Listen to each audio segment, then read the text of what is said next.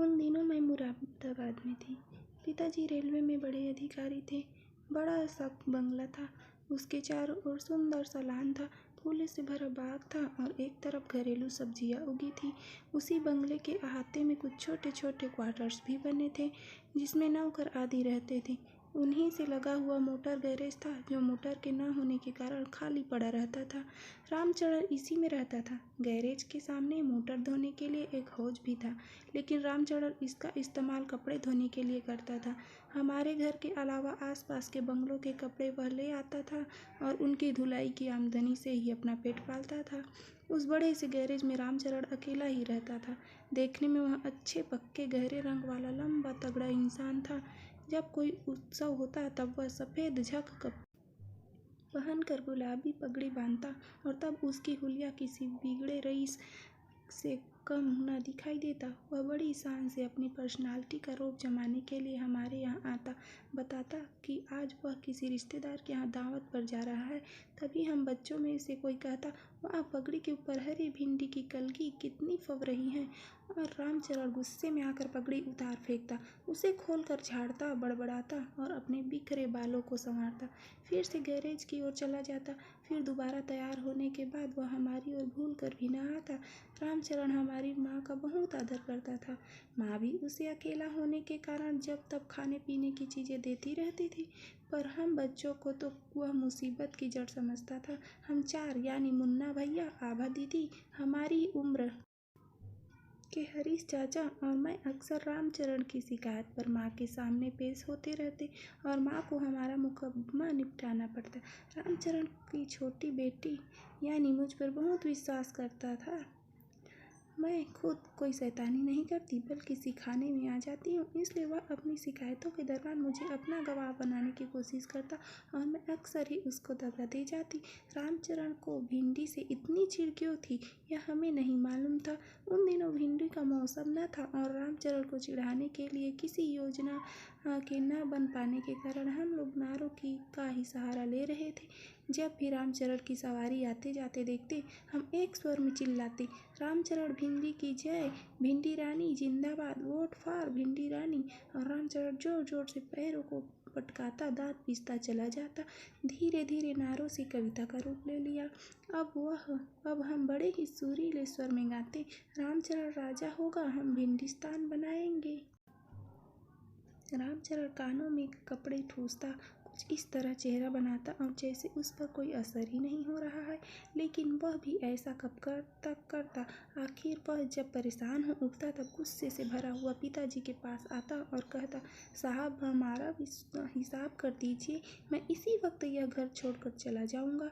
मैं यहाँ काम करने आया हूँ, गाली सुनने नहीं। हमारे बाबूजी उसकी कमजोरी को जानते थे, फिर भी वह अपनी हंसी रोककर गंभीर मुद्रा में पूछते, कौन सी गाली दी, जरा हम भी तो सुने। अगर छोटी गाली दी होगी तो छोटी सजा देंगे और बड़ी गाली दी होगी तो बड़ी सजा। इस पर रामचरण चुप रहता।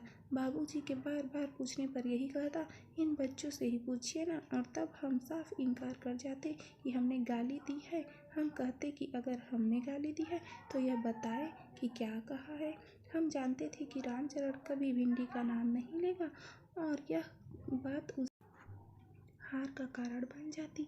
एक दिन हम सब ने यह तय किया कि अब हम उनके अपने आंदोलन के एकदम से कुछ नए दिनों के लिए बंद कर दें और रामचरण से सुलह कर लें।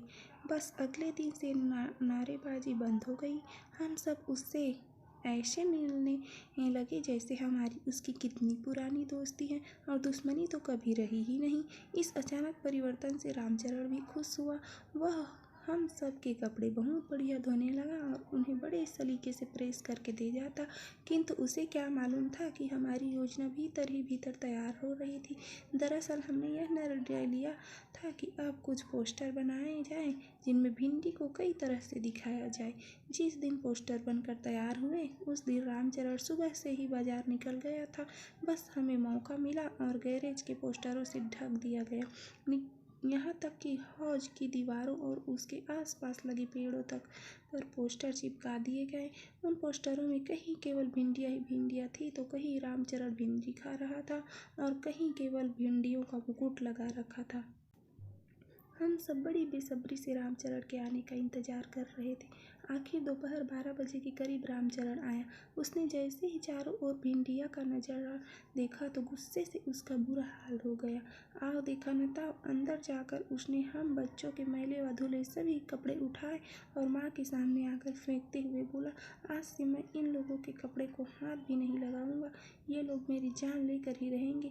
फिर वह हौज के पास आया, हौज से लगे हुए बड़े पाइप को उठाया और उसका नल खोलकर उन पोस्टरों को गीला करने लगा, जिससे वे गीले होकर अपने आप गिर जाए।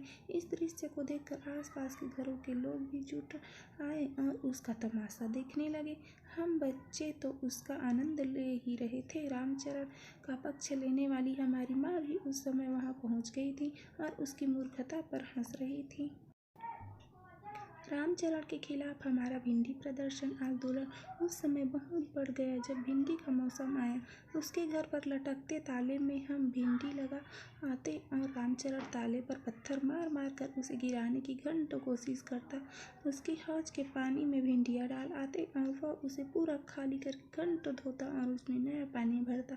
धुलाई के लिए दिए जाने वाले कपड़ों में भिंडियों का निकल आना आम बात थी और रामचरण उस समय ऐसे चिल्लाता जैसे बिच्छू का डंक छू गया हो। लगभग 3 वर्ष तक रामचरण और हम बच्चों के बीच भिंडी को लेकर जो संघर्ष चला, उसका अंत उस समय आता दिखा जब हमारा तबादला मुरादाबाद से इलाहाबाद हो गया। हमारा सामान बांधा जाने लगा था। इलाहाबाद जाने का उत्साह भी था और रामचरण को छोड़ने का दुख भी।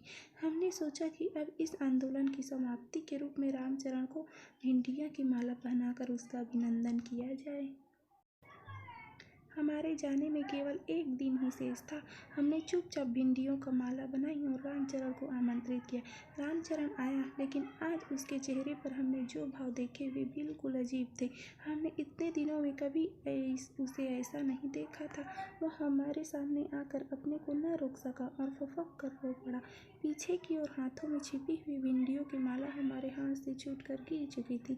हम सब रामचरण के पास सिमट आए थे। वह हमें अपनी बाहों में भर कर रो रहा था। उसके स्नेह से भीग कर हम भी रो रहे थे। रामचरण कह रहा था, अब मुझे भिंडी के लिए कौन चिढ़ाएगा।